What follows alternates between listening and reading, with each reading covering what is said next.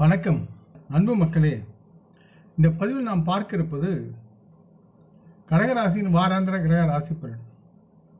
இந்த நவம்பர் மாதம் 18ஆம் தேதி முதல் 24ஆம் தேதி வரை உள்ள கடகராசியின் வாராந்திர கிரக ராசி பலன் பற்றி இப்பதிவில் நாம் விரிவாக பார்ப்போம்.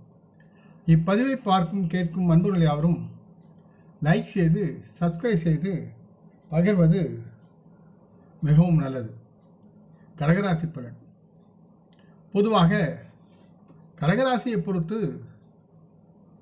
ராகு பகவான் தங்களுக்கு 9ஆம் வீட்டில் இடம்பெற்று அமர்ந்திருப்பதால் இந்த வாரம் தங்களின் மிக முக்கியமான சொந்த வேலை தேவைகளை பூர்த்தி செய்வதற்கான பயணத்தை நீங்கள் மேற்கொள்ள வேண்டியிருக்கும். அதனால் இத்தகைய சூழ்நிலையில் இந்த பயணம் உங்களுக்கு மிகவும் சோர்வை தருவதாகவும் களைப்பை தருவதாகவும் மற்றும் அதனால் மன அழுத்தம் ஏற்படுவதாகவும் இருக்கும். ஆகையால் இந்த பயணம் உங்களுக்கு தேவையில்லாத பட்சத்தில் தற்சமயத்தில் இந்த பயணத்தை தவிர்ப்பது தங்களின் தேக நலனுக்கு மிகவும் நன்மையாக இருக்கும். கடகராசியை பொறுத்து தங்களுக்கு 8வது வீட்டில் சனி பகவான் அமர்ந்திருப்பதால் நீங்கள் பங்கு கூட்டாண்மையில் வணிகம் செய்தால் இந்த வாரத்தில் தங்களின் வணிக கூட்டாளர்களுடன் நீங்கள் நல்ல உறவை மேம்படுத்த முயற்சிக்க வேண்டும். இதனால் நீங்கள் உங்களுக்கு தேவையான நிதி சார்ந்த பலன்களை அவர்களிடம் பெற உதவும். மேலும் உங்களின் தொடர் முயற்சிகளால் உங்கள் வணிக நடவடிக்கைகளில் ஒரு நல்ல விதமான முன்னேற்றத்தை பெறுவீர்கள் என்று நீங்கள் நம்பலாம். கடகராசி மக்களின் சில பெற்றோரின் உடல்நலம் பாதிக்கப்பட்டிருந்தால் இந்த வாரம் அவர்கள் நல்ல ஆரோக்கியம் சார்ந்த முன்னேற்றம் ஏற்படுவதற்கான வலுவான வாய்ப்பும் இருக்கிறது. இதன் காரணமாக உங்கள் குடும்ப வாழ்க்கை இந்த வாரம் முழுவதும் சிறப்பாக இருக்கும். மேலும் இந்த காலகட்டத்தில் சில கடகராசி மக்கள் தங்களுக்கான வாகனம் அல்லது சொத்து வாங்க திட்டமிடவும் வாய்ப்பும் இருக்கிறது.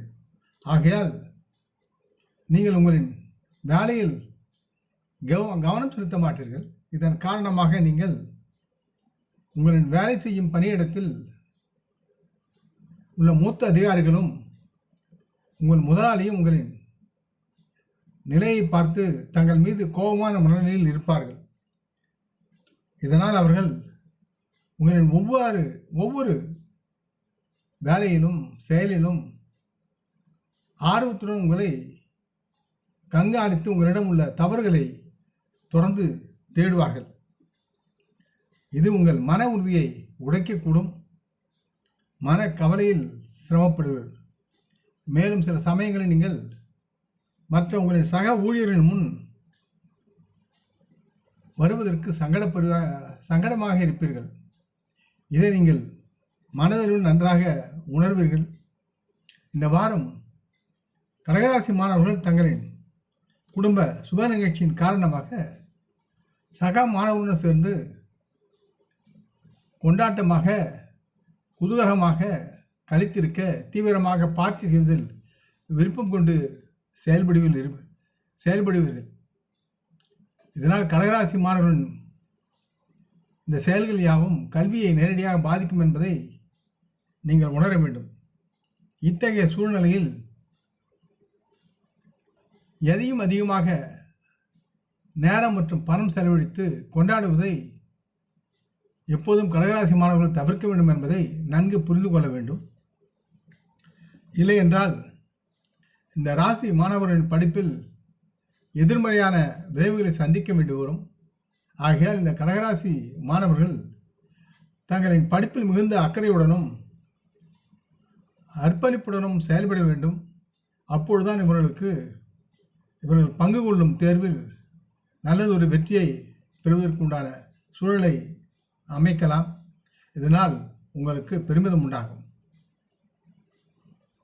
திங்கட்கிழமைகளில் சிவபெருமானை வணங்கி அவரது நாமத்தை ஜெபிப்பது உங்களுக்கு மிகவும் உதவிகரமாக இருக்கும்.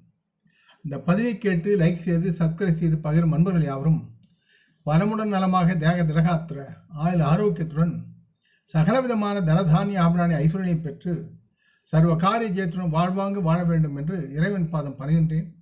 நம் குடும்ப மூத்தோர்களை வணங்குவோம். வணக்கம். நன்றி.